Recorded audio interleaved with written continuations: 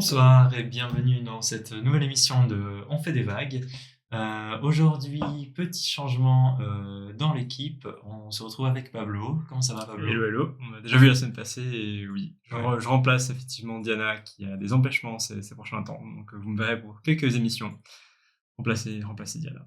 T'as tellement apprécié cette émission en tant Ouais. qu'invité que désormais on te retrouve en tant que co-animateur. Ça fait plaisir en tout cas.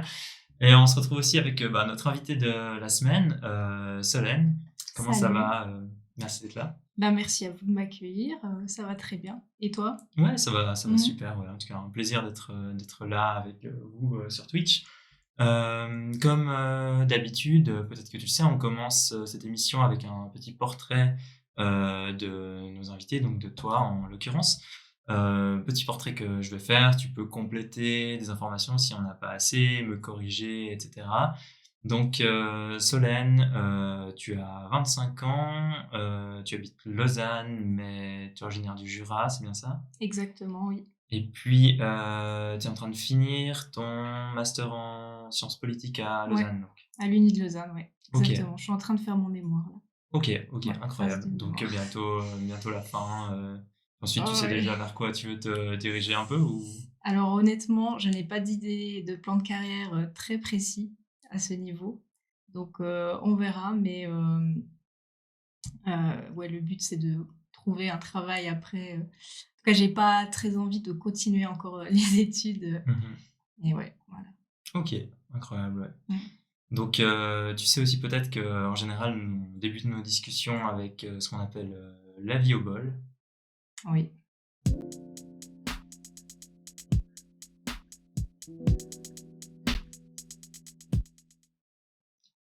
La vie au bol, c'est simple. Donc, on a ce petit bol dans lequel il y a différentes questions dans lesquelles je vais t'inviter à tirer et à lire une de ces D'accord. questions à haute voix. Alors, Puis ensuite, tu pourras y répondre. Et peut-être qu'on pourra y répondre aussi, Pablo et moi, suivant comment. T'accompagnera. alors la question c'est: que dirais-tu à ton toi enfant?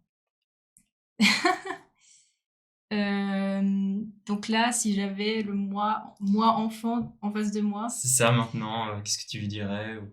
hem, Un conseil de vie ou un ouais, conseil politique ou un conseil spirituel. bah, je lui dirais, la vie d'enfant n'est pas aussi facile que ce qu'on dit souvent, et en tant qu'adulte, je l'ai remarqué. Donc je lui dirais, «T'inquiète pas, c'est dur maintenant, c'est dur après, mais on apprend, on s'endurcit et on le vit peut-être mieux». Enfin, la difficulté de la vie, on la vit mieux, en alors, moi, je parle pour moi, hein, en étant Mhm. adulte, mais moi, quand j'étais enfant, j'étais très, très anxieuse, très On était à toi, Solène, qui venait de tirer la question de la vie au bol. exact. Qui te demandait qu'est-ce que tu dirais à ton toi enfant? Est-ce que Ouais. tu veux reprendre à partir de là? Ouais, alors, donc je lui dirais que, les difficultés de la vie, on les vit mieux en étant adulte parce qu'on est plus conscient des armes, en fait, qui sont à notre portée. Quand on est un enfant, souvent, on est un peu démuni, et voilà, comme je l'expliquais, moi, j'étais quelqu'un de très, très anxieux, Mhm. et je le suis toujours d'ailleurs, mais sauf qu'aujourd'hui, je sais que je suis comme ça, et je sais, que c'est pas grave, en fait, Mhm. que c'est OK, de pas toujours vivre les situations, très sereinement, et heu de se détacher un peu de ça, de savoir, vivre, les moments comme faut les vivre, et tout peut Mhm. pas bien se passer. Enfin bref, donc Ouais, t'as appris à gérer en fait finalement un peu. ouais, puis même Mhm. c'est même pas une question de des fois on gère pas, mais c'est pas grave, même si on Ouais, gère pas, quoi. C'est l'aspect de la conséquentialité. Hein. Tu avais l'impression quand tu Mmh. étais plus jeune qu'il y avait des conséquences graves à des manquements et des angoisses et aujourd'hui tu te dis bah non, non. C'est C'est ça que tu essaies exactement de lui ça. transmettre. Ah ouais. C'est exactement ça, oui. C'est effectivement un très bon conseil Voilà, pour des personnes anxieuses, je pour suppose. mon enfant, enfin mon ouais, moi enfant, bien c'est sûr. ça. Mhm. Est-ce que tu as envie de répondre à cette question aussi? Des fois, en vrai, on se permet Ouais, en tant qu'animateur de Ouais. répondre aussi aux questions. euh, J'avoue, comme ça, en y pensant, C'est pas obligatoire, hein, on peut. non, j'ai pas d'opinion. J'avoue que je me suis pas posé la question profondément. Mhm. Et Ouais. toi, du coup, Aurélien? Bah, c'est une bonne question en vrai. Moi, qu'est-ce que je Oui, c'est une dirais bonne question. à. Mais je pense, j'ai aussi eu des périodes un peu où j'étais assez anxieux, assez peu de confiance en moi et autres. Et puis je pense que oui, il y a cette question de. Je me dirais que enfin que j'ai le droit de prendre un peu plus de place, de m'affirmer, et puis que que voilà, finalement, je devrais. Je me dirais aussi que voilà, t'as le droit d'être légitime et tu fais les choses bien, et puis tu as le droit de t'affirmer un peu plus à ce niveau-là. Mais en même temps, voilà, je suis content d'être passé par les étapes par lesquelles je suis passé, et puis maintenant, ça me permet aussi de pouvoir dire ça avec du recul. Si j'avais Ouais. pas eu ces petites difficultés de confiance en moi ou autre, je serais pas forcément là où j'en suis actuellement. En fait, Oui. je pense que je me dirais un peu la même chose que. De toute façon, oui, tant qu'on n'a pas vécu les événements qui vont nous former, c'est difficile d'apprendre à un enfant, lui dire faut faire ci, faut penser ça, parce que c'est en étant confronté quand même à ta propre expérience de vie que tu vas pouvoir changer. D'où tout le problème aussi Mhm. euh, auquel sont confrontés les parents qui expliquent à leurs enfants qu'il faut faire telle chose. Et les- c'est un peu l'éducation par l'exemple. Mhm. On revient à tout ce genre de thématiques, mais voilà. Mhm. Le problème de l'œuf et de la poule, hein. Si on n'avait pas fait les erreurs, on n'aurait pas appris de nos erreurs, et du coup, s'empêcher de faire les erreurs, est-ce que ça nous enlève le savoir qu'on a tiré, hein? Ben oui. Ah, on parle de la science-fiction là, moi j'aime bien ça. Ouais. Mais en parlant justement de comment on en est arrivé là, etc. Enfin, si tu es là ce soir avec nous, c'est pour une raison aussi, c'est parce que bah, tu t'engages dans Agissons. Donc peut-être qu'on peut commencer par le grand sujet un peu Mhm. de cette émission. C'est finalement comment est-ce que tu t'es retrouvé là? Qu'est-ce qui a fait qu'un jour tu as eu envie de t'engager? Comment ça s'est passé en fait? Je sais pas si Mhm. tu veux nous faire un peu un historique de ça ou. Ouais, bah, je vais essayer. C'est toujours difficile de répondre à ce genre de questions parce qu'avec le temps, on a tendance à un peu reconstruire les éléments, Mhm. les mettre en cohérence pour faire du sens. Mais si je devais un peu expliquer comment je me suis retrouvée à Agisson, bah, déjà j'ai connu Agisson au travers de la grève pour l'avenir, si je ne me Mhm. trompe pas. Heu et bah, je connaissais absolument pas avant, c'était tout nouveau comme organisation et je me suis dit: «Bah, c'est assez intéressant». Enfin, j'ai jamais vu ça. Mhm. J'ai jamais vu un mouvement comme ça, Mhm. à Tu l'ép parles d'Agissons, donc, ou ouais, de. Ouais, ouais, je pas parle de la grève ah oui, pour non, non, l'avenir. oui, pardon, Mhm. je parle bien d'Agisson. Heu, je Ouais, à l'époque, c'était le concept, ben, des vagues d'initiatives, qui m'avait pas mal interpellée. Je m'étais dit: «Ah ouais, c'est surprenant, et puis c'est intéressant parce que a priori, ouais, c'est à partir des outils qu'on a, qui sont Mhm. pas forcément parfaits, mais qui sont là et de se dire: "Bon, bah, on va utiliser ça pour promouvoir la justice, sociale et Mhm. climatique"». Et bah, en fait, à ce moment-là, j'étais pas spécialement militante, enfin je militais nulle part pas dans d'autres organes. J'étais pas dans une organe ou Mhm. comme ça, mais par contre ça fait quand même très longtemps que je suis politisée Mhm. et j'ai jamais vraiment sauté le pas pour m'engager, heu, Mhm. parce que c'est des fois, paradoxalement, en se politisant, en étant un peu dans son coin, et en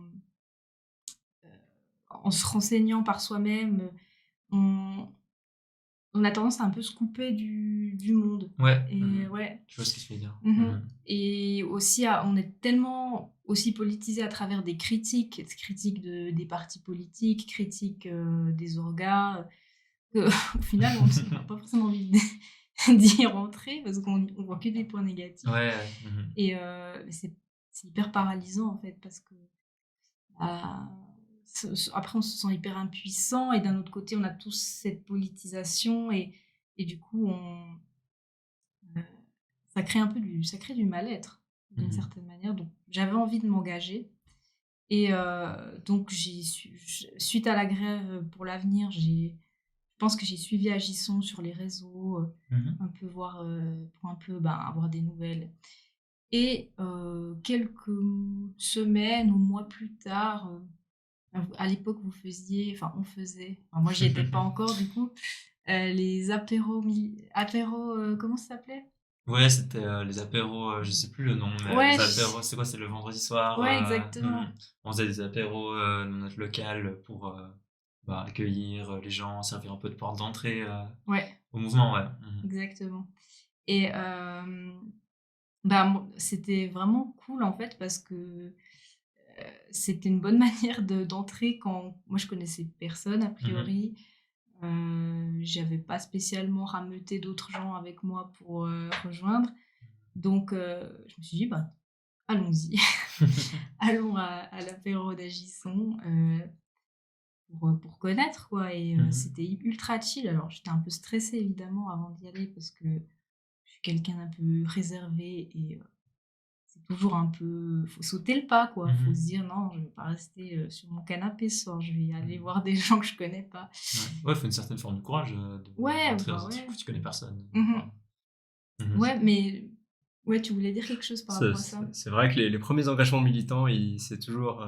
Je comprends, hein, quand on a aussi, quand on est déjà politisé, on a une vision, on a des opinions et Ouais, de rentrer dans un endroit qu'on connaît pas avec des gens dont on ne sait pas comment ils vont réagir à nos opinions, nos choses, c'est quelque chose qui peut tout à fait être marquant, mais ouais, c'est bien que tu aies sauté le pas et puis j'espère que tu as trouvé ce qui te ouais correspond. et ce qui est bien là-dedans, c'est qu'Agisson ait mis en place, en fait, ce genre de dispositif, de vraiment, créer un moment, où il y a pas de prise de tête, heu, c'est chill justement, il y a pas de conférence, il y a pas de tu vas juste venir, Mhm. on est à ta disposition si tu as des questions, et puis, c'est non, c'est une belle Mhm. porte d'entrée et je trouve que c'est bien d'avoir mis ça en place, Mhm. à l'époque et c'était assez régulier en plus. Ouais, tout à fait. Donc Mhm. ouais, c'est vraiment super. Donc c'est Mhm. À une refaire à pour refaire, les voilà. prochaines fois. C'est vrai que c'est un peu en pause actuellement, mais Ouais, rien ne dit que ça va pas reprendre un jour. Donc, tout à fait. ok, En tout cas, ouais. c'est cool et enfin voilà, si vous avez envie de vous engager, bah, faut pas trop se poser de questions, en fait. Faut pas trop se demander, «Est-ce que je suis assez formée? Est-ce que je suis assez légitime?» Du moment que vous avez envie de porter des idées, qui ont l'air conformes, à ce que à ce que, Mhm. véhicule l'organisation, ben, Mhm. bah, faut pas vous poser 36 000 questions, en fait et même s'il y a des choses avec lesquelles vous serez jamais tout à fait, sur la même ligne, faut Mhm. le rien n'est parfait dans la vie. Il faut faire des concessions. Ouais. Cette idée un peu, c'est quoi? C'est le bien et l'ennemi du mieux ou Le c'est mieux quoi? et l'ennemi du bien. Voilà, le Ouais. mieux et l'ennemi du Mhm. bien, hein, ces idées-là, hein. Exactement. Ouais. Oui. Bah, c'est vrai que si t'attends d'avoir l'orga qui te correspond à 100%, il y a pas mal de chances Ah qu'on oui, reste toutes et tous seuls très longtemps c'est dans notre clair, coin, hein. c'est Mais clair. Mais ça, c'est quelque chose que je dirais à mon moi enfant, je dirais, le bien non, le mieux est l'ennemi du bien. mhm. Je pense que je comprendrais pas en tant qu'enfant, mais je Ouais. dirais ça. Mhm. Ouais, c'est Donc clair. ouais. Mais en plus, c'est vrai qu'à Agisson, enfin, c'est une des choses que je trouve chouette parmi les différents engagements, c'est que, alors il y a plein d'orgas hyper cool à rejoindre et tout, mais c'est vrai qu'il y a, il y a ce truc où, bon, moi j'étais déjà politisé, j'avais déjà milité ailleurs avant, mais des retours que j'ai eus, il y a pas trop ce besoin d'avoir beaucoup de connaissances ou beaucoup d'expérience. Enfin, il y a des gens, plein de gens pour qui c'est le premier engagement justement et tout. Et moi je trouve ça assez cool en tout cas. Mmh. Donc, À Agisson, ouais. tu dis? Mhm. OK, ouais. Parce que moi, j'ai eu l'impression qu'il y avait pas tant de gens qui étaient dans ma situation, où c'est vraiment officiellement le premier engagement. Ouais. Mais peut-être que je me trompe et j'ai pas assez discuté avec les gens. Non, Hem, ouais, je pense que c'est assez diversifié en fait. ah mais ça, c'est Enfin, sûr, mhm. Ouais. ça, c'est quand même, C'est, un grand point fort mhm. d'Agisson, c'est que des Mhm. profils très divers. Ouais. Mais c'est peut-être pas une majorité, effectivement, de personnes Oui, pour qui c'est le premier engagement, t'as ouais. raison. Mhm. Et ça, c'est tant mieux aussi d'une certaine manière parce que des orgas où c'est uniquement des primo-militants, j'imagine que peut-être qu'on a un peu tendance à réinventer la roue, je sais pas. Ouais. Mhm. Et ouais, c'est clairement, j'aurais presque l'avis contraire de ce que du vôtre. Je pense qu'il y a pas mal de gens qui sont des primo-militants. Il y a des Ok, gens, ça peut-être pas dans tous les endroits, peut-être pas dans tout, mais agissant, j'ai découvert beaucoup de nouveaux visages, hein, ce qui Mhm. moi qui vous aviez du coup, j'étais déjà militant, c'est déjà quelque chose que j'ai fait du militantisme. Et ben, ce qu'agissant qui m'a plu et ce qui est intéressant, c'est qu'il y avait vraiment beaucoup de gens qui arrivaient, des nouveaux militants avec leur prisme de lecture et ça permet aussi des fois d'éviter d'avoir certains de nos repères. Quand on est militant depuis un petit moment, on a certaines idées ou certains repères qui nous restent et justement d'avoir des gens qui ont ces idées un peu différentes, ça permettait justement de changer et d'avoir une discussion des fois qui est plus nourrie que de répéter des choses qu'on considère comme des truismes ou ce genre de choses. Mhm. Non, donc j'aurais pas un avis ok. dissimilaire au vôtre. Mhm. Je vais pas vous citer plein de profils qui sont des nouveaux militants Ouais. pour les outer, mais non, il y en a plein.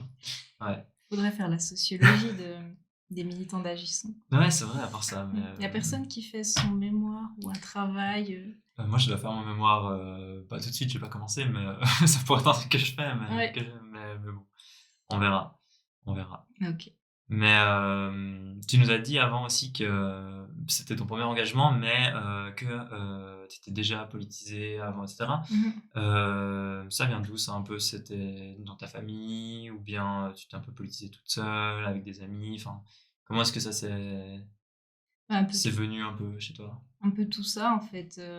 Donc, bah, déjà, moi, mes parents sont pas des militants ou ils n'ont pas leur carte d'un parti, ils sont pas non plus syndiqués, mais ils sont quand même assez. Ils ont toujours été assez intéressés par la politique, ils ont toujours Mmh. voté, ils en ont toujours parlé, pas énormément, mais un peu quand même. Donc, j'étais quand même dans une famille où on en parlait. Mmh. Et puis, mes parents, surtout, ce qui m'ont un peu, comment dire? Transmis, de assez cool, c'est qu'ils ont toujours été, contre l'extrême droite, à me Ouais. dire que, Mmh.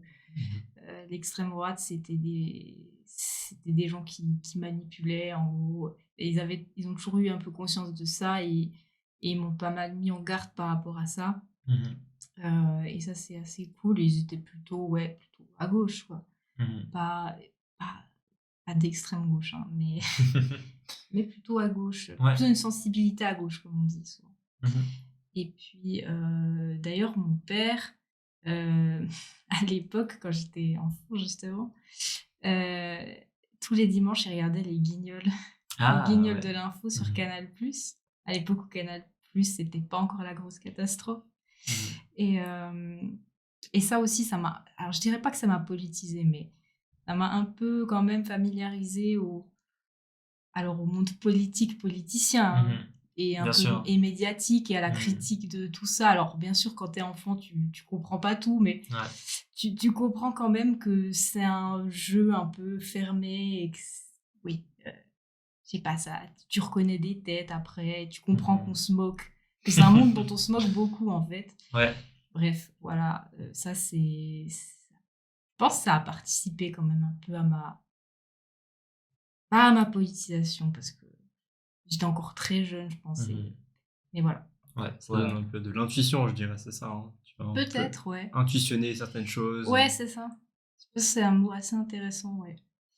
Mmh. Et puis plus tard, bah, c'est en passant énormément de temps, en fait, sur internet, en traînant sur internet, et je sais pas pourquoi ce sujet-là? Enfin, pourquoi, tout ce qui touche un peu à la politique, ça m'a intéressée, mais, en tout cas, j'ai passé pas mal de temps à regarder des documentaires, sur la critique médiatique,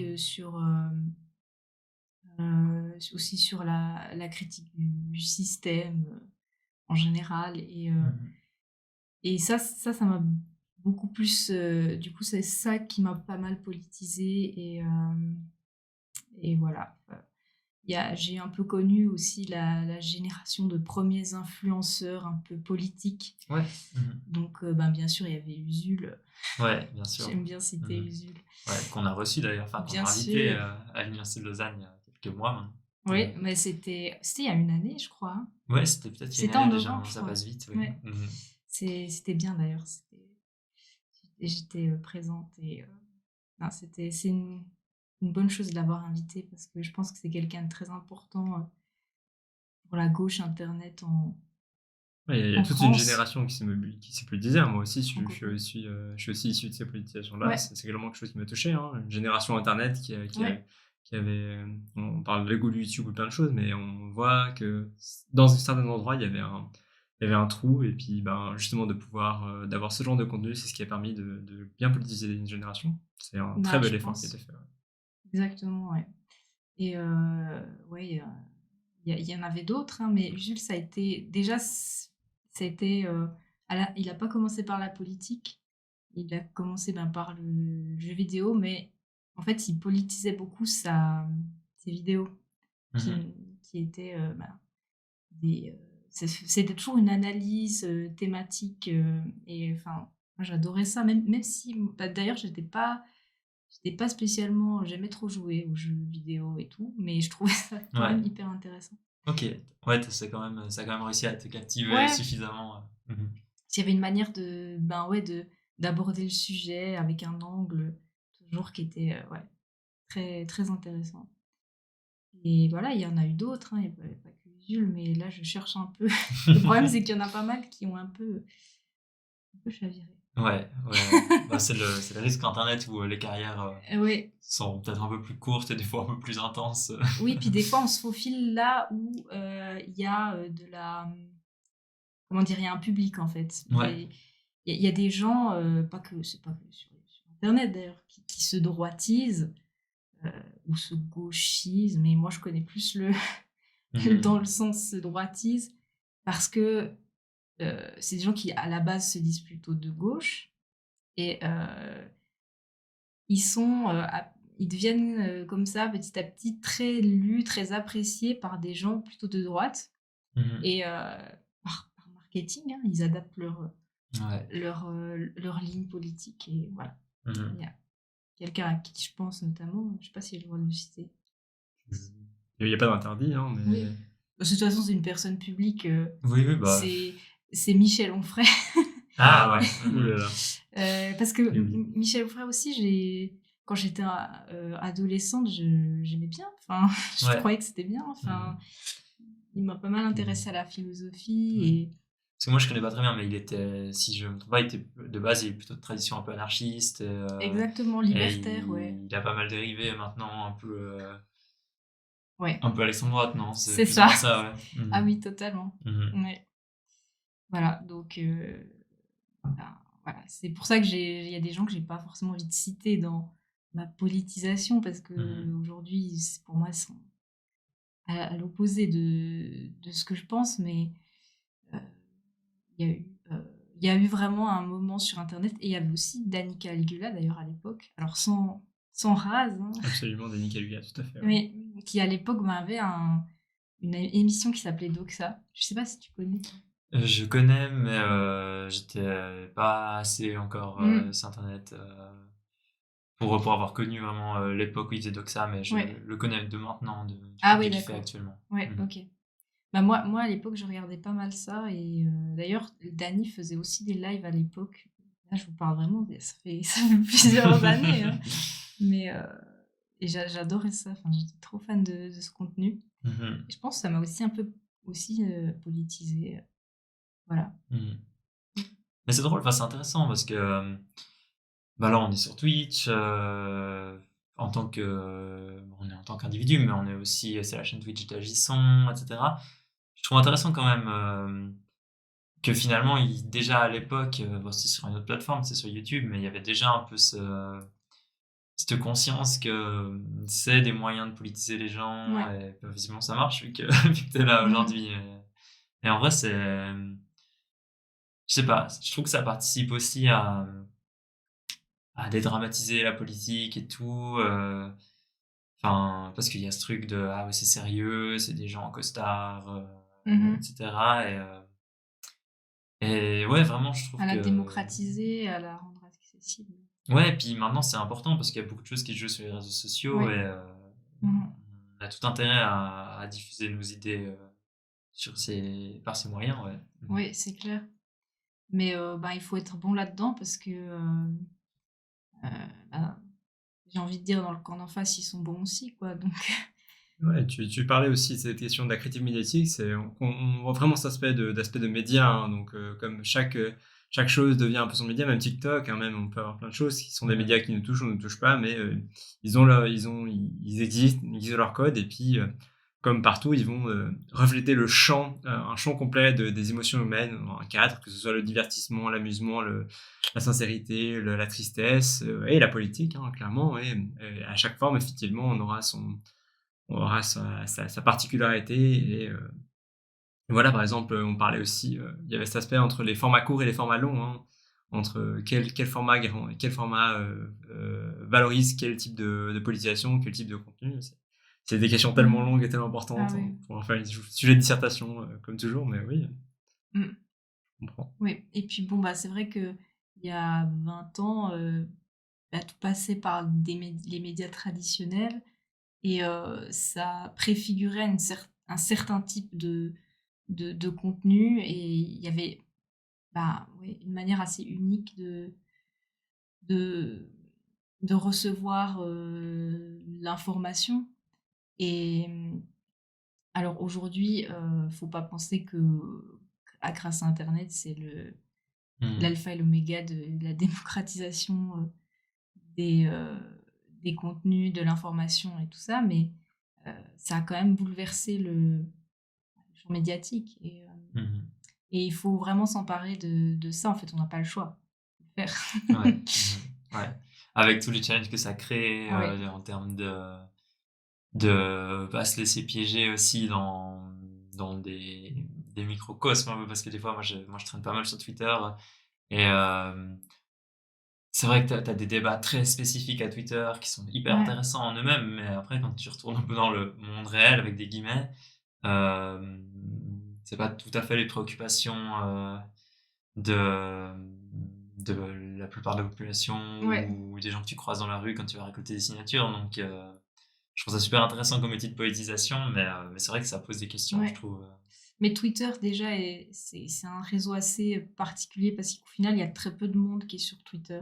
Mhm. C'est des gens souvent assez bah, politisés, justement. Enfin, je sais qu'il y a aussi un Twitter foot qui est assez présent. Mais oui, c'est très particulier comme monde Twitter. Mhm. Ouais, D'ailleurs, ça s'appelle X maintenant. c'est vrai. Pas l'oublier. Moi, je C'est résiste vrai, à. ça, Ouais. on résistera jusqu'au bout. Non, Ouais. c'est très clair. Twitter, bah, c'est clairement mon réseau social sur lequel je passe le plus de temps, Twitter. Et effectivement, on peut trouver vraiment de tout. Et ça a beaucoup été mis en avant sur le fait de l'influence. C'est quelque chose qui a beaucoup pris d'essor sur l'influenceur. Il a beaucoup remplacé Facebook, je dirais, parce que tous les réseaux sociaux ont une généalogie, ont une histoire, hein. Ils ont servi à des choses. Mais à une époque où il y avait des groupes Facebook qui étaient une utilisation, Twitter a un peu mis cette utilisation au placard de Facebook, et en tout cas c'est ma lecture, hein, mais Ouais. pour remplacer ça par justement suivre les influenceurs, et c'est là où ils se sont développés beaucoup le réseau d'influence Twitter.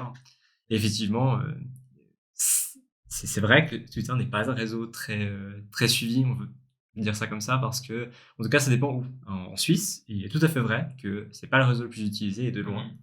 Et à d'autres endroits, à d'autres choses, on a différentes, des fois plus Mm. utilisées. Donc, Mhm. Ouais. mais l'analyse sociologique des médias, Ouais. c'est très intéressant, clairement. Mhm. J'ai encore vu les statistiques récemment. En Suisse, actuellement, je crois que c'est Instagram le premier réseau et puis Bah LinkedIn oui. en deuxième. LinkedIn, j'étais étonné, hein. Ouais. Je m'y attendais pas, mais. Ouais. Mhm. LinkedIn, c'est un monde auquel je me suis pas encore frottée, donc Ouais. je Mhm. saurais dire. Mais Facebook, ben, tu parlais de Facebook avant, que Twitter aurait un peu remplacé Facebook et c'est sûrement possible par certains côtés. Mais tous les gens qui avaient un compte Facebook n'ont pas un compte Twitter très clairement. C'est l'utilisation, j'en Ouais. décrirais ça comme ça. Bien sûr. Je dirais, tu vois, ça dépend aussi sur quel angle on se place. Hein. Mm. J'ai pas la science sur ces choses-là, mais si on prenait par exemple, beaucoup d'influenceurs avaient des pages Facebook à l'époque, et ces pages Facebook ont beaucoup été remplacées par des comptes Twitter associés. Ouais. Donc c'est comme si c'est cette lecture que j'en aurais, et cette lecture, c'est là où en fait, si tu veux avoir des news sur certains influenceurs ou certaines choses, tu vas pas trop aller chercher Oui. tu vas plutôt aller chercher sur Twitter, c'est là où tu auras la news la plus instantanée. C'est un peu cette chose-là qui s'est construite. C'est ça. Et ça a généré beaucoup le réseau de l'influence, donc des influenceurs, on dirait ça comme ça. Certains, beaucoup, c'est Twitter. Maintenant, justement, il y a ce déplacement sur Instagram, déplacement que je n'ai pas fait du tout, donc je ne connais pas très bien. Mais je sais que c'est une réalité. Hein. Je sais que ce serait une erreur de ne pas le voir comme ça. Oui. D'ailleurs, Instagram à l'époque, alors moi, ça fait 2 ou 3 ans que j'y suis. Mais je sais que avant d'y être, en fait, c'était pas du tout un réseau fait pour partager du contenu. C'était l'anti-Twitter, en fait, d'une certaine manière, parce que tu pouvais pas vraiment partager du contenu extérieur du tien. C'était vraiment ton contenu qui interagissait avec ceux qui te suivaient. Et toi, tu pouvais suivre des stars, bien sûr, des influenceurs, des personnalités. Qu'est-ce que je voulais dire par rapport à ça? Ah oui, maintenant, la viralité de Instagram s'est beaucoup développée, je trouve, ces dernières années. Parce que il y a les stories. Et les stories, c'est de plus en plus exploité. Et aujourd'hui, on retrouve de la viralité sur Instagram, alors qu'avant, il y en avait très peu. C'est comme ça aussi que ça a pu un peu se substituer à Twitter, je pense. Ouais, c'est intéressant ces dynamiques et autres, et puis quelles incidences ça peut avoir sur le plan politique. Ouais, bien sûr. Ouais. Et puis, du coup, donc ta politisation s'est faite un peu via Internet, via aussi un petit peu l'influence familiale, etc. Jusqu'à ce que tu commences à t'engager. Dans ton entourage, comment est-ce que c'est perçu un peu ton engagement? Est-ce que tu en parles beaucoup, ou bien auprès de tes proches, ou pas plus que ça? J'en parle un peu, mais pas énormément. Mais c'est perçu comme quelque chose, comment dire, en mode je sais ce que je fais de toute façon. Ouais. Mes parents, ils sont. T'as pas besoin de la validation. Ah Enfin, non. tu es sûr de. Enfin, Non, ouais. vraiment, c'est plutôt perçu positivement, mais ouais, voilà. Pas grand-chose à dire d'intéressant là-dessus. C'est pas un angle que tu vas beaucoup travailler, tu diras. Ouais, c'est ça. Puis si je pense à d'autres gens, genre peut-être mes amis ou ça dépend en fait. Ça dépend lesquels. Ceux qui sont politisés trouvent que c'est très bien. J'ai pas eu d'avis négatif en tout cas. Non, les gens ils aiment bien en général, quand tu t'engages dans une cause, que tu es bénévole. Ça plaît aux gens. Ouais, il y a un côté un peu admirable en mode. Ouais. Ouais. Ouais, non, c'est intéressant. Ça. Et puis vous avez des choses à dire là-dessus? Sur ça, je suis comme toi. Je suis pas la personne la plus prosélyte de mes engagements de manière générale. C'est aussi, je sais pas pourquoi. Je le suis dans certains cadres, hein, mais je sais la limite. J'ai beaucoup travaillé cette question de la limite du débat, de convaincre ou ce genre de choses, hein, de l'idée que c'est pas en débattant, en tout cas, c'est pas en lançant ce genre de débat où tu vas convaincre. Donc j'en parle de manière, j'en parle toujours un peu de manière désincarnée, je dirais ça comme ça, c'est difficile à expliquer, mais en tant que tel, je suis pas hyper prosélyte parce que je vois que c'est. Je vois qu'on peut pas changer les gens d'avis comme ça, et je suis pas une personne suffisamment. Tous mes potes, en tout cas pour ce qui est de ma famille, je suis pas une personne suffisamment présente dans ma famille pour avoir une influence directe au long terme sur ce genre de questions. Les gens feront leur chemin par les moyens qu'ils pensent, mais je suis pas du prosélyte. Ouais, moi enfin, plutôt comment c'est perçu, parce que prosélyte, petit à petit, moi j'ai quand même l'impression d'avoir bon, c'est pas c'est des amis de longue date un peu, mais de les avoir un peu travaillés au corps et quand même de les avoir un peu, Ouais. politisés, même si peut-être qu'ils se seraient politisés par eux-mêmes, et cetera. Juste, j'ai eu une politisation assez précoce, parmi Ouais. mes potes, à un âge où d'habitude on parle pas trop de politique et du coup je les ai un peu travaillés au corps, dès le début. Mais, comment est-ce que c'est perçu? Non, je pense que c'est bien perçu parce que, bah, du coup j'ai des amis qui ont pas les idées 100 on n'est pas 100 d'accord sur tout, mais on a une sensibilité un peu commune.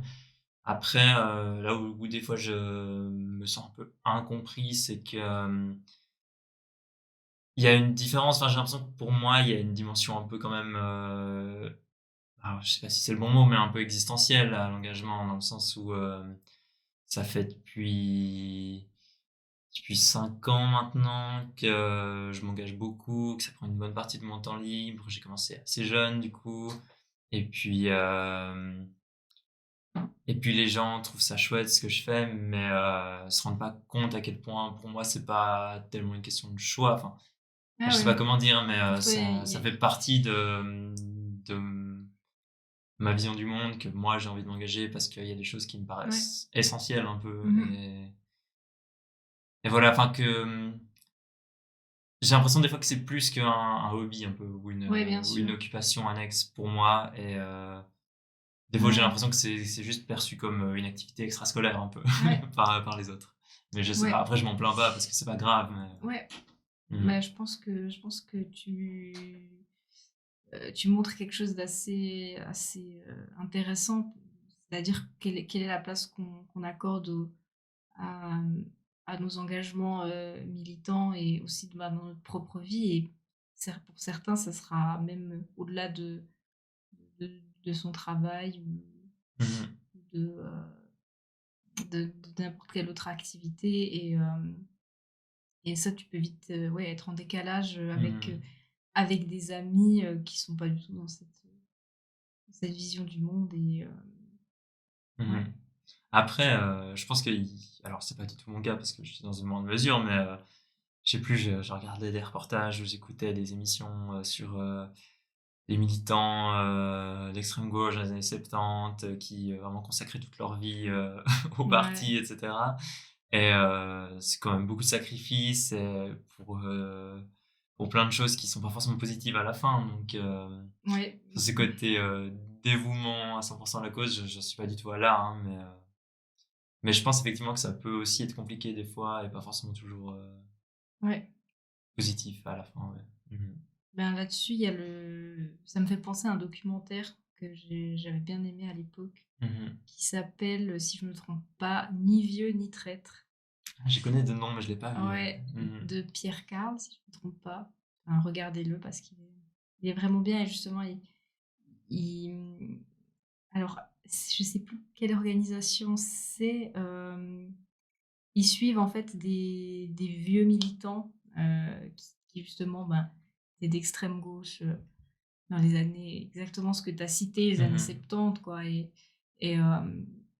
parce qu'est-ce qu'ils sont devenus en fait au fil du temps. Et il y en a, ils ont un peu quand même, cramé leur vie, là-dedans. Et bon, il y en a carrément qui ont fait de la prison et tout, donc ça va. Ouais, c'est une autre Oui. une autre, Ah oui, oui, un autre oui, step. ah Mmh. oui, clairement.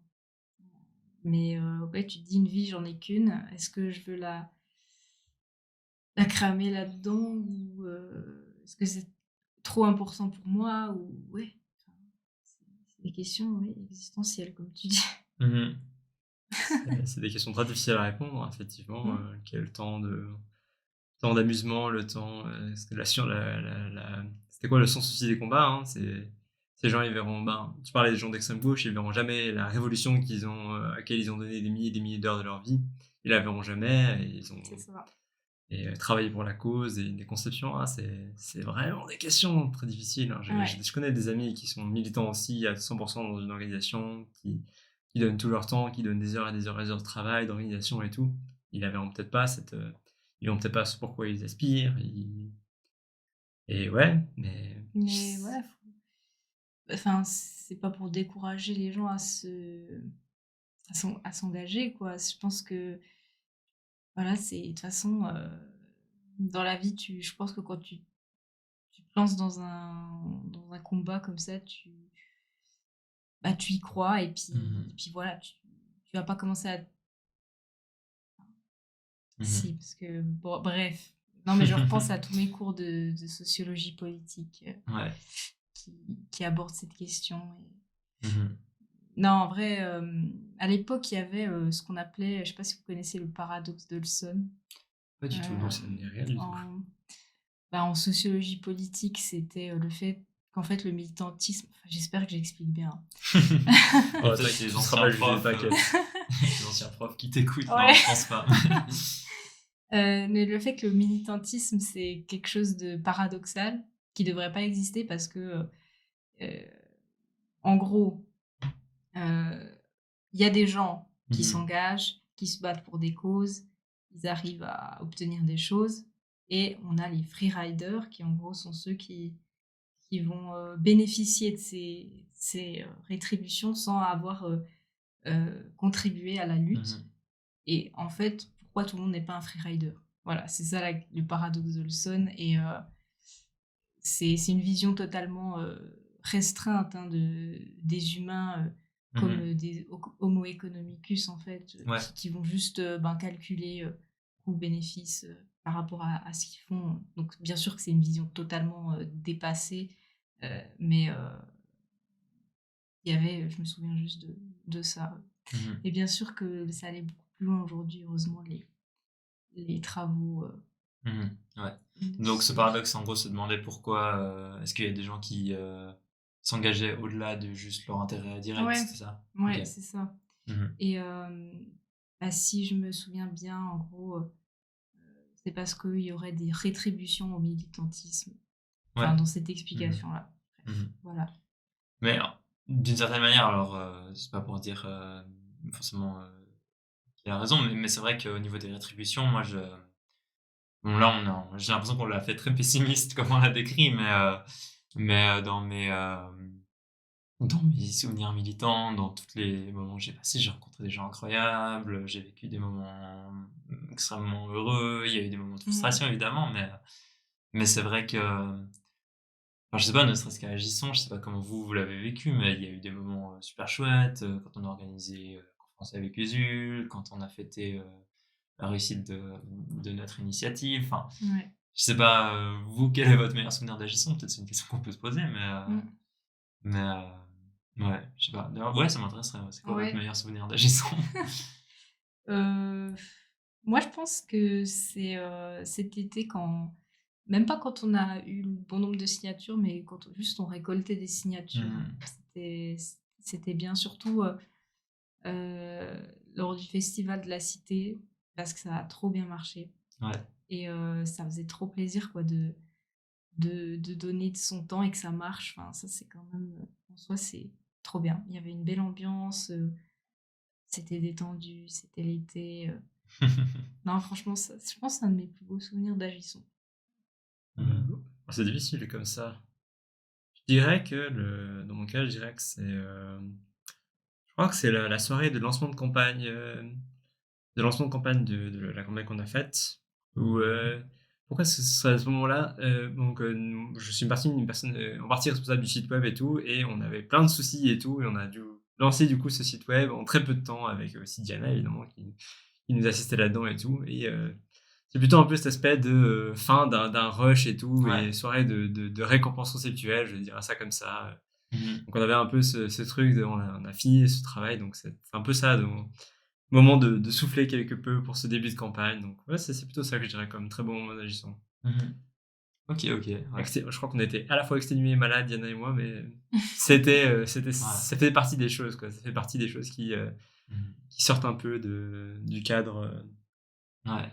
Voilà. Ouais, c'est pas exclusif d'être exténué et malade avec je trouvais que c'est le meilleur moment. Ouais. Exactement. Ouais.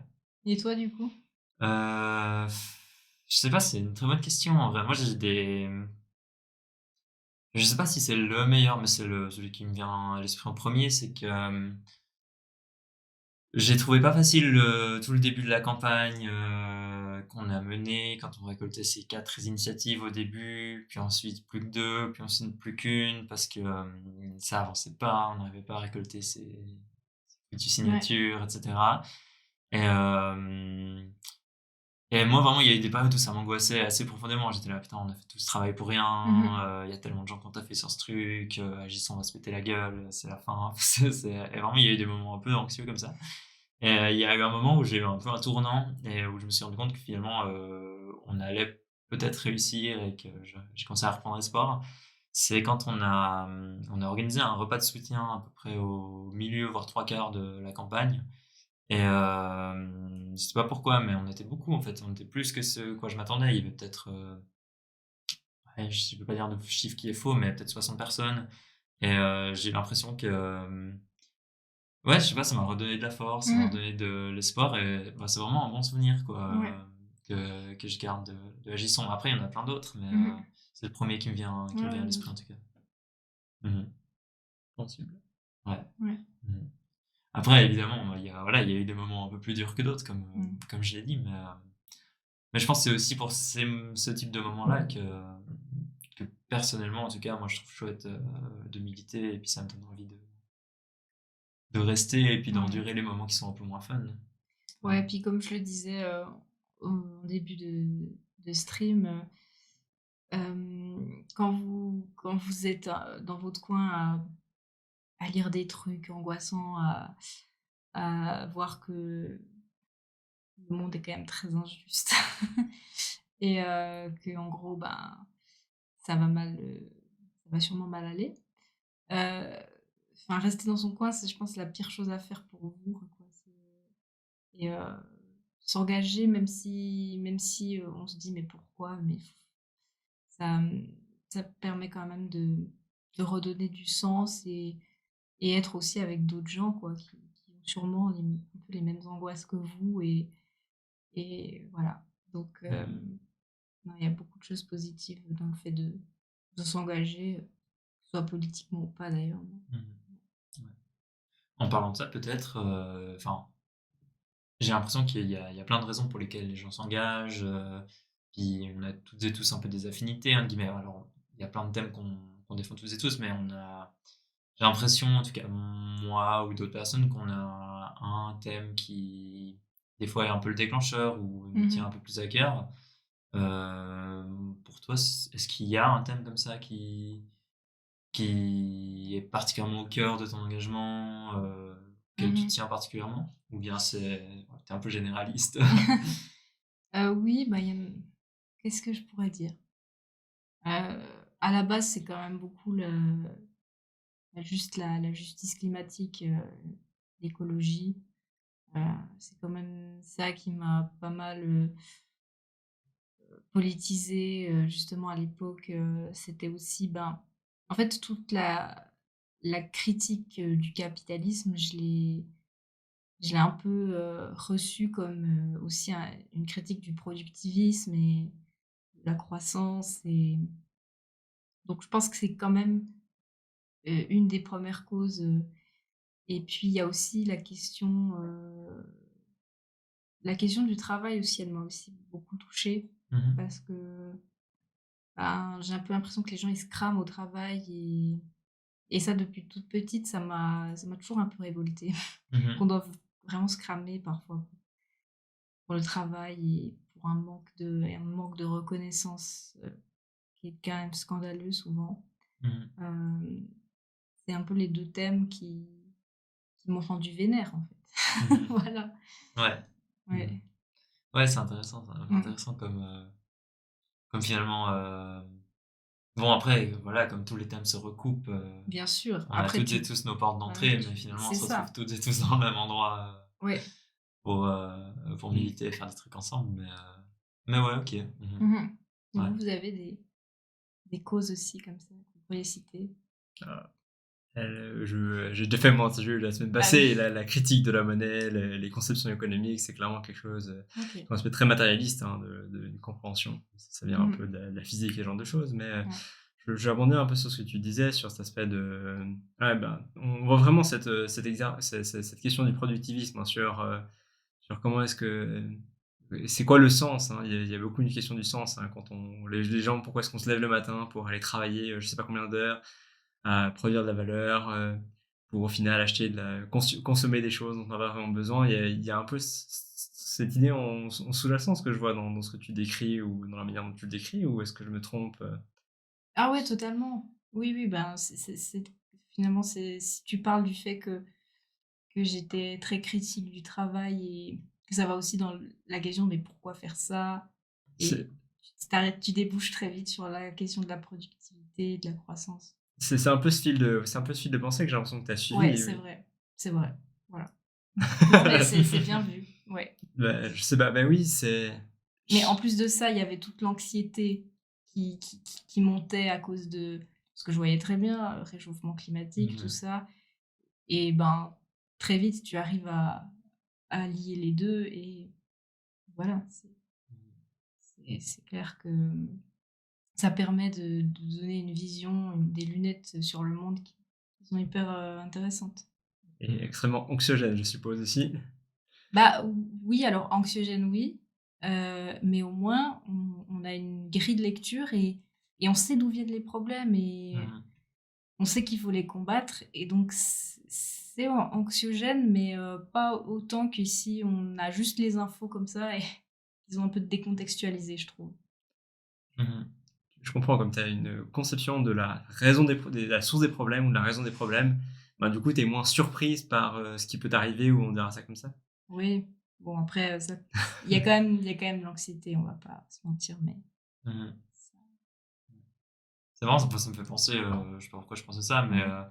c'est ce que Jacques Dubochet, il dit souvent, le prix Nobel Mmh mh. de chimie là. Mmh. Euh, Lui, en fait, il a voulu devenir scientifique parce que quand il était petit, il était hyper anxieux. Et je sais pas, il avait genre peur, je sais plus ce qu'il utilisait dans son exemple. Je sais plus si c'est peur du noir ou peur des orages ou un Mmh. truc comme ça. Et puis, en fait, le fait de comprendre d'où ça venait, etc., il avait plus peur après. Et Ah du ouais, coup, c'est comme ça que ça lui a donné le goût il à la s'est dit: science et «Je veux tout à... comprendre». Ouais, c'est ça, comme ça j'ai peur de rien. Voilà. Enfin, je sais pas si ça Ouais. marche jusqu'à quel point, Non, mais OK, c'est intéressant mais alors, ça m'a ouais. fait penser à ça, ouais. Ouais, effectivement. Mmh. Mhm. Ouais. Mais comme quoi les anxieux, on se retrouve quand même Mhm. dans Puis la peut-être qu'on va lutte. devenir un prix Nobel après. Mmh, moi, j'y crois moyen perso, pour moi. Ouais, Peut-être toi? non, pas plus que ça, mais De quoi, Prix Nobel d'anxiété? Je sais pas. ouais, peut-être. Ah oui, ah ça, peut-être que j'ai des chances. Ah, le prix Nobel d'anxiété. Mmh. Ouais, mais non, enfin moi, genre si je devais dire un thème de prédilection, peut-être que j'ai déjà dit dans d'autres émissions, je sais pas, mais euh, bon, je suis entré dans le militantisme par les mouvements climat, l'écologie, mais en vrai, actuellement, je pense que si j'avais des thèmes de prédilection, ce serait plutôt ouais, les questions sociales, et puis un truc qui quand même me préoccupe passablement, parfois plus que les questions de changement climatique, c'est finalement la montée de l'extrême droite en vrai. Et puis ça, c'est quelque chose qui maintenant me préoccupe beaucoup plus en fait Mmh. que... Alors, tout est lié évidemment, mais personnellement, ouais, ça m'inquiète presque plus Ouais. que, que le reste en fait. Bah, en fait, il y a rien de rassurant dans le fait de vivre dans un monde où il y a à la fois la question, ben, de la justice climatique et la montée du fascisme parce que, ça peut que donner un Cocktail un peu ouais spicy. et vraiment le jour où les fascistes ou ben, l'extrême droite s'emparera vraiment de la question écologique, autrement que juste, en étant climato-sceptique totalement, débile, ça sera très dangereux ce jour-là. Ça sera Mhm. très ouais.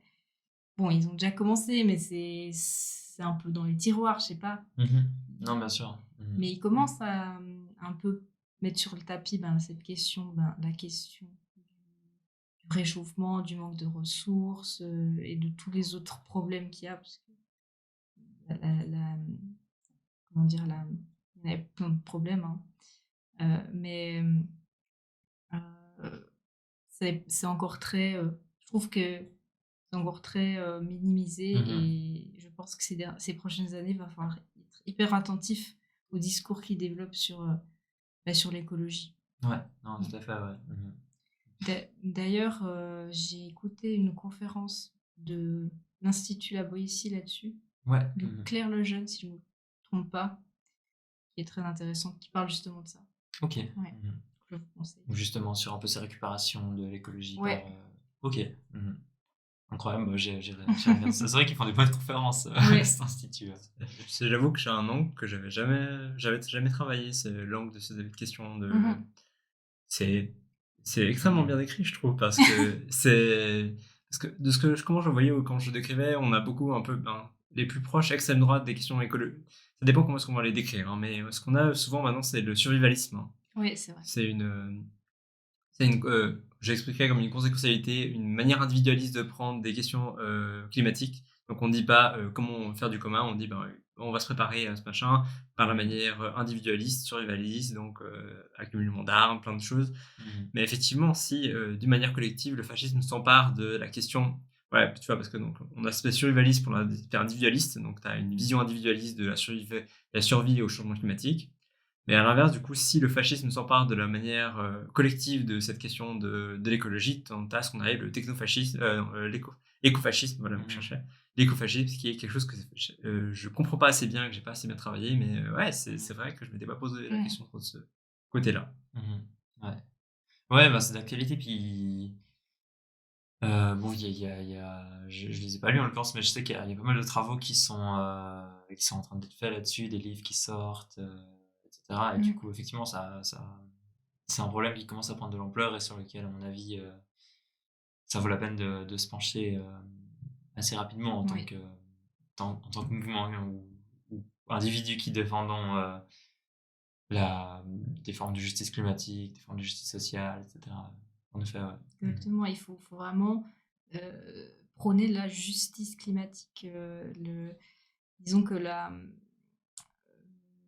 lutte contre le réchauffement climatique, elle ne peut pas se faire à n'importe quel prix et il faut garder en tête la justice sociale et l'égalité, les valeurs qu'on a dans notre camp, quoi. Voilà. Ouais.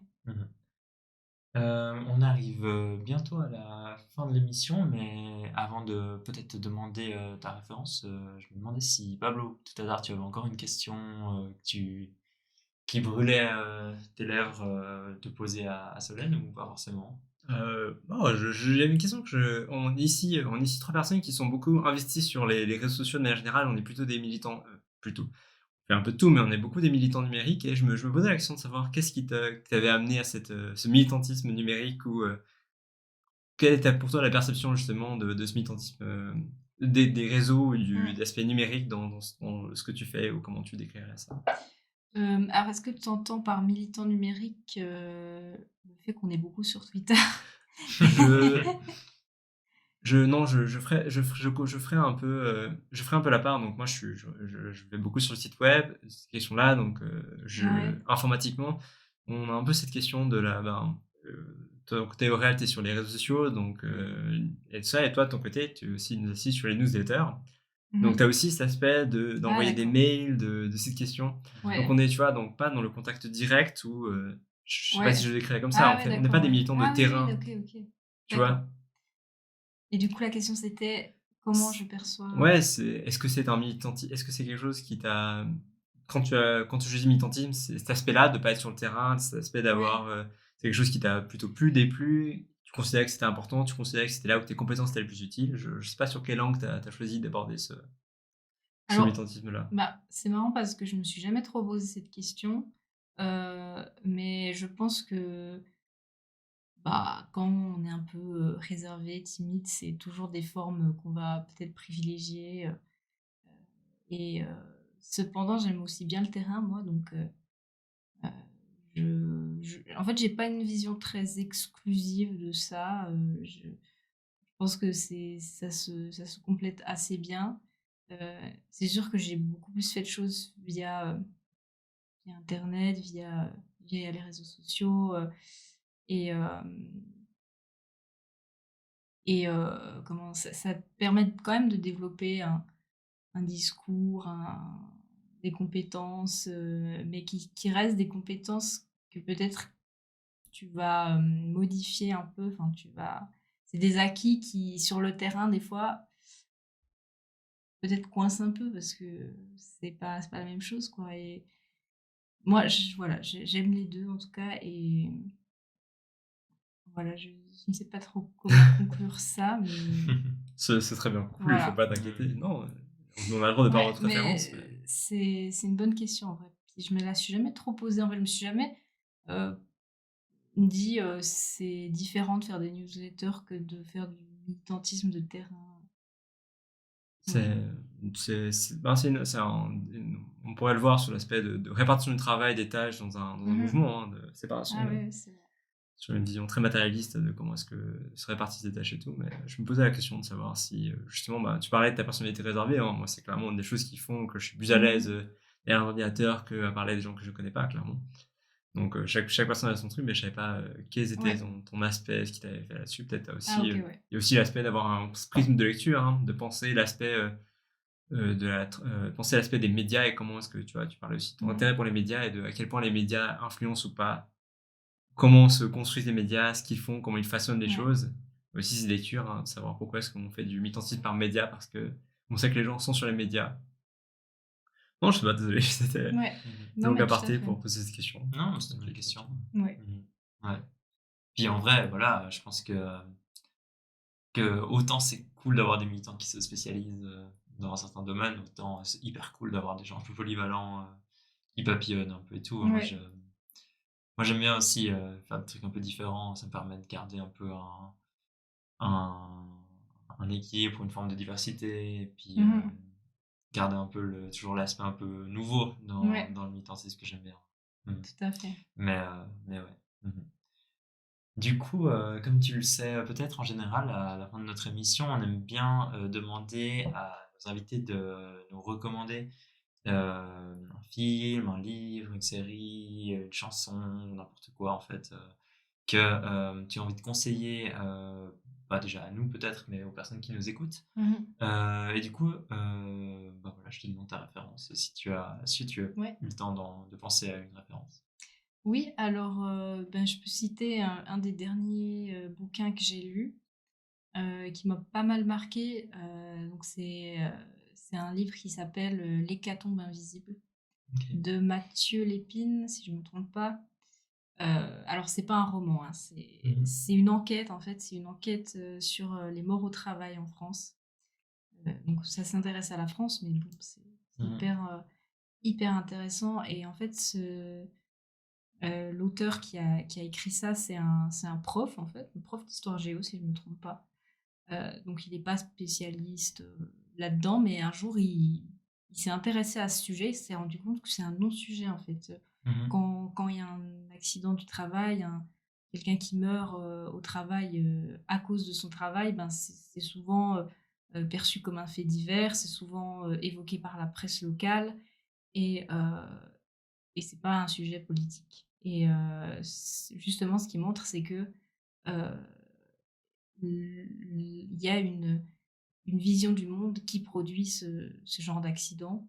Mhm. Euh, et il décrit très bien ben, quels sont les phénomènes qui provoquent ce genre d'accident.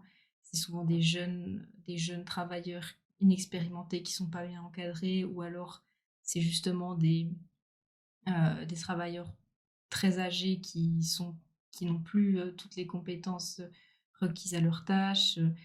Et puis ben, la question, pour moi qui est hyper intéressante là-dedans, c'est la question du risque au travail, parce qu'on Mhm. n'arrête pas de dire que les entrepreneurs, ils prennent des risques, et donc ils méritent leur salaire, leur argent. S'ils sont riches, c'est parce qu'ils ont pris des risques, Mhm. et en fait, on se pose jamais la question de, ben, est-ce que quand tu mets tout ton corps en jeu Mhm. dans ton travail, est-ce que tu prends pas aussi de gros risques?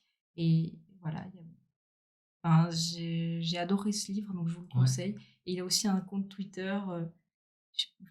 Tu connais le compte Twitter?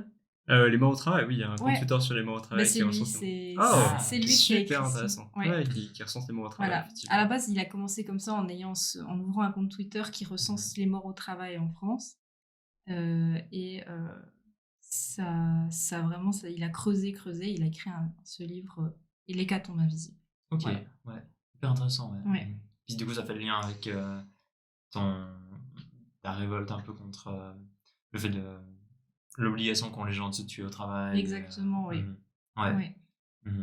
Mais c'est hyper intéressant parce que, enfin, c'est pas peut-être pas aussi intense que des morts ou des accidents du travail qui entraînent la mort, mais j'avais appris en cours justement que la Suisse, c'est un des seuls pays finalement où il y a la santé au travail n'est pas du tout encadrée et où Ok. les conventions, c'est pas si ça existe. Il y a des conventions sur la santé au travail et la Suisse, c'est un des seuls pays qui les a même pas signées. Euh, C'est pas. Parce qu'en fait, ça n'existe pas comme catégorie D'accord, juridique, ouais. la santé au travail en Ah ouais, Suisse. d'accord. Ah ouais, c'est Euh, un vrai sujet, ça. mhm. Je ne savais Enfin, même disons pas. qu'il y a des médecins du travail, mais il n'y a pas réellement de loi qui encadre Ouais, autrement. c'est un peu phagocyté dans d'autres. Ouais. C'est englobé dans d'autres droits. Bah, je voudrais pas. Enfin, je m'y connais pas plus que Ouais, ça en ouais, droit, ouais. donc je veux pas avancer des choses qui sont fausses, mais effectivement, c'est un sujet qui est même pas Qui est pas pris en abordé. charge, C'est quoi. ça, exactement. Mhm. Ouais. Ok, ouais. Intéressant. Mhm. Comme quoi, ce serait intéressant de faire la même enquête en Suisse. Ouais, tout à fait, ouais. Ouais. D'autant plus que bah, moi, j'entends un peu parler des morts au travail en France via le compte Twitter dont tu as parlé, Ouais. mais ensuite, j'ai aucune idée Ouais, à moi quel non point plus. le phénomène a de l'ampleur, en fait. On C'est entend. tellement apparemment c'est tellement un non-sujet que je veux dire au sens c'est tellement apparemment si même légalement c'est pas un sujet parce qu'on parle beaucoup de burn-out hein. En Suisse on va beaucoup parler de l'épuisement au travail, on est un pays qui travaille plus que la France en termes de travail horaire, donc le burn-out est plus souvent catégorisé, mais c'est vrai que la question des morts au travail en tant que telle Mhm. ouais c'est intéressant. D'ailleurs, je crois que le burn-out n'est même pas considéré comme une maladie professionnelle. Mhm. Voilà. Ouais. Il y a encore du chemin. Tout à fait, ouais. Mm. Ouais. Et puis, en général, on propose nous aussi des références. Donc, Pablo, je sais pas si tu veux commencer. Moi je vais être très on va suivre sur ma ligne directrice, hein. Donc moi, alors, ce que je conseille comme chose, c'est ce dimanche aura lieu la finale de championnat du monde de League of Legends qui a lieu ce week-end. Bon, c'est un événement que je suivrai avec assiduité et que je fais tout le temps. Donc, regarder des gens jouer le plus haut niveau des gens de League of Legends, je recommande clairement. Et dans le même cadre, c'est la chaîne d'une chaîne YouTube de Ego, qui est une personne qui fait des documentaires sur le jeu vidéo, sur des moments de jeux vidéo et tout. Ça va un peu sur la veine du gamer que je suis, donc je vous conseille fortement d'aller regarder ces différentes choses. C'est pas mal pour, je pense, un public. Autant la finale du monde, de championnat du monde de League of Legends, je pense que c'est pas du tout pour un public non averti, mais je suis obligé de la puber parce que ça va être incroyable, ça va être magnifique, ça va être C'est génial. l'actualité. Exactement. Autant la chaîne d'Ego est probablement plus destinée à un public qui ne consomme pas de jeux vidéo, qui en a pas particulièrement d'affect. C'est des moments sensiblement racontés de jeux vidéo qui sont très intéressants et qui expliquent bien une histoire. Ok, incroyable. Puis, bon, moi, ma référence, bon, je sais même pas si c'est la peine que je la dise parce qu'elle est hyper connue, mais et du coup, je vais rien vous apprendre, mais c'est parce que je l'ai re-regardé il y a pas longtemps, il y a moins d'une semaine, et puis c'est le film Parasite en fait, qui avait eu la Palme d'Or, donc le film de Bong Joon-ho, réalisateur sud-coréen. Et puis, bah, en fait, il est trop bien. Et genre, je me rappelais plus qu'il était aussi bien quand j'avais vu la première fois, enfin depuis que je l'avais vu la première fois. Et puis, bah, ouais, ça revient un peu dans les discussions qu'on a eues avant sur comment, avec les réseaux, avec YouTube, ou avec d'autres choses, là en l'occurrence avec l'art, avec le cinéma, on arrive à faire passer des messages politiques parce que, bah, je vais pas spoil, mais c'est une famille en gros de Sud-Coréens pauvres qui se fait engager comme domestique chez une famille de riches Sud-Coréens, et du coup il y a évidemment ces questions d'inégalité, ces questions de classe, etc. Et puis, enfin bref, il est vraiment hyper bien, et, et je trouve que c'est vraiment des moyens de faire passer finalement des messages politiques via des formes artistiques, ou, etc., grand public en plus, parce que ça a quand même eu la Palme d'Or et c'est un des films qui a fait le plus d'entrées en Corée du Sud, c'est sûr, au Japon aussi, en Europe, ça a beaucoup fait aussi. Et, et du coup, voilà, enfin bref, s'il y a des personnes qui l'ont pas encore vu, même s'il est déjà connu, regardez-le. Non, très bon film, ouais. Je reconnais que je l'ai pas vu. Mais voilà. c'est le défaut des choses. Je crois que j'en ai vu trop de critiques où on me l'a presque trop décrit pour me donner l'attrait de l'avoir envie de le voir. Ah ouais, bah si t'as été spoil à la fin, c'est vrai que ça a moins d'intérêt de regarder, mais... J'ai pas été spoil, je crois pas que je sais pas ce qui se passe, mais au sens on me l'a tellement décrit comme tu t'expliquais. J'ai vu par exemple Bolshevik a fait une vidéo qui traitait de ce sujet-là, donc Ok. la haine des riches, Mhm. donc en Ah reculant oui, un oui. truc par-dessus. C'est Tu juste. vois, donc ils sont tellement dans une tradition. Par exemple, c'est comme pour le Joker aussi qui est publié dans ce truc-là. J'ai eu des peines j'ai adoré Joker, c'est un excellent film, j'ai Mhm. adoré. Mais justement, il avait presque tellement été vendu Ouais, et ouais. spoilé que c'était difficile pour moi de m'y mettre. Mhm. Désolé. Ouais. Puis il y a toujours ce truc aussi de finalement le film qui se moque du capitalisme en étant dans le capitalisme, à quel point est-ce que c'est le capitalisme qui se moque Ouais. pas de lui-même de manière instrumentale, je suis d'accord, mais ça reste un très bon film. Voilà. Dans la même veine, d'ailleurs, c'est aussi un film qui a eu la Palme d'Or. Il y a Sans filtre, Ouais. Triangle of Sadness en Mhm. anglais, qui est exactement dans ce que tu décris, genre est-ce qu'on peut se moquer des riches, des capitalistes au travers d'un film qui va passer à Cannes Mhm. et à la fin de la projection, il y aura du champagne et des petits fours. Enfin, bref. Ouais, Mais moi, je trouve, j'ai adoré Triangle of ouais, Sadness. c'est vrai qu'il était très très bien aussi, ça fait une référence de plus. Voilà. Ouais, Toutes les palmes d'or, même Anatomie d'une chute aussi d'ailleurs. ouais, Dernière palme que j'ai d'or. pas encore vu non plus, mais... Très très bien. Trop de culture, trop de culture. Ouais. On arrive à la fin de l'émission, donc Solène, je pense qu'on peut te remercier déjà d'avoir été là. On espère que tu as passé une bonne soirée, un bon moment. En tout cas, c'était un plaisir de t'accueillir. Merci Pablo aussi pour cette première co-animation. Et merci à vous. Avec plaisir. On remercie aussi les personnes qui ont regardé l'émission avec nous ce soir. On remercie évidemment la technique aussi, qui est fidèle à son poste, toujours là pour assurer une émission de qualité. Et puis on se retrouve dans 2 lundis comme d'habitude. D'ici là, n'hésitez pas à suivre l'actualité d'Agisson, à vous abonner à la chaîne, à liker notre contenu sur les réseaux. Et puis pourquoi pas, si vous voulez nous soutenir, autant l'émission que le mouvement, à faire un don sur notre site web. Ça nous aide vraiment et puis ça aide à faire grandir Agisson, à faire grandir la taille de nos projets aussi. Et puis on vous remercie encore, on vous dit à lundi dans 2 semaines et puis d'ici là, bonne soirée.